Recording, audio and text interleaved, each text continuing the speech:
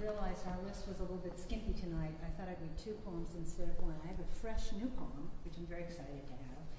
But this is an older poem, and it actually got in one of the Agoras, and I don't remember if I ever read it at an Agora event, but it is an ekphrastic poem.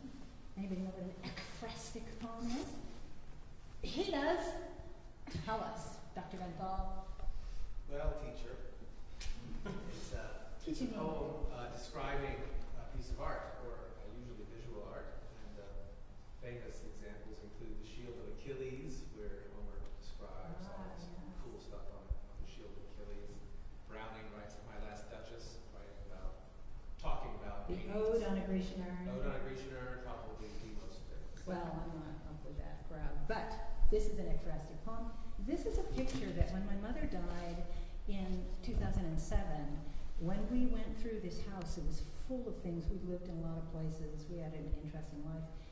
This was among the things, and this was a picture I had drawn when I was a teenager and we lived in Africa. And I've forgotten it even existed. It's only on newsprint. It's just Conte crayon on newsprint. And I was just so struck that if this is this, and I remember doing this, and this is the young man who was our gardener. His name was Absalon, that I captured in this picture.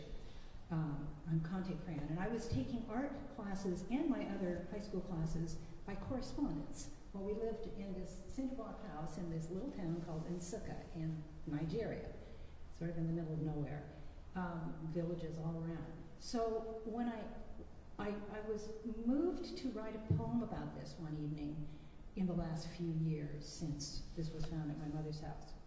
So it is portrait of the artist. There's 2 stanzas. One of them talks about the artist. The other one talks about the artist, how the painting or the drawing reveals the artist. Something like that. She draws in Conte crayon, red chalk on smooth newsprint, high cheekbones, thick-lipped, actually it's about the drawing, high cheekbones, thick-lipped, mouth downturned at sides, eyes below arched brows burn, broad forehead and hairline, straight close-cropped, chisels face all red Conte, all brown gold newsprint. Still the blue-black shines, burnished bronze, rises up elemental, majestic, brow bent, sullen, wide nose of youth, of manhood compressed under this bright, bared skin. He draws her in Conte lines, gold oldness, brittle paper of 43 years, red crayon, fresh as new as blood, as rage. His anger suppressed exudes, each stroke beauty pent up, of princely head and neck and muscled shoulders, black shine of red chalk from red clay, from man, from Adam, the lost place, where she, bell-bottom collages, streaked across doors, shapes, holds hands to lips in awe and fury, and marks the page.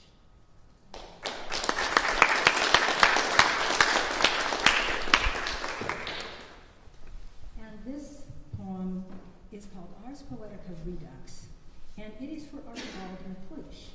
And Archibald MacLeish, as Mitchell well knows, wrote a wonderful poem called Ars Poetica, in which he talks about how poetry should not mean, but be. We used to have it on our t-shirts. And so he talks about what the poem is. And this, when it came to me, I felt like this talks about what the poet must do to be even able to write the poem, receptive to the word. Ars Poetica Redux for Archibald MacLeish. She waits at the edge of the circling world for a word.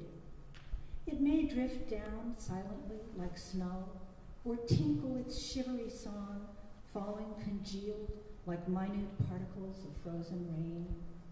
It may whisper at the brink of sleep, dreaming awake among tangled blankets, its pullulating rhythms at dawn. Before the mind rears up, alarmed, alert, pulls on its anxious garments, and roars headlong into furious day. At the corner of her eye, the sunlight shatters, scatters, fractaled shards of rainbow flung piecemeal across the kitchen wall. Somewhere, a child calls. A mother answers softly, croons a lullaby. A hand reaches out, a bird sings. Someone, weeping, looks back to the broken fence, the crushed bowl. Poised, listening, trembling on tiptoe, at the edge of the circling world, she waits for the word.